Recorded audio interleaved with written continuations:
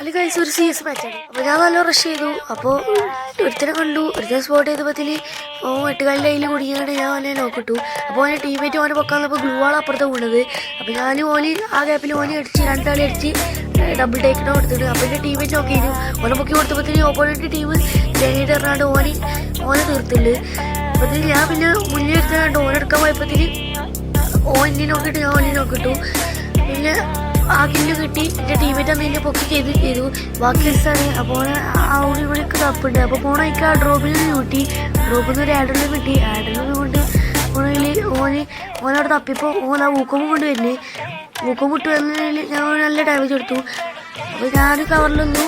അപ്പോൾ ഞാൻ ഒരു ഡാമേജ് എടുക്കുമ്പോൾ കവറിൽ ഇങ്ങനെയായിട്ട് പോവാണ്. അപ്പോൾ ഡാമേജ് എടുത്തപ്പോൾ ഗ്ലൂവാളിൻ്റെ അടുത്ത് ഗൈസ് എടുത്തിട്ടുണ്ട്.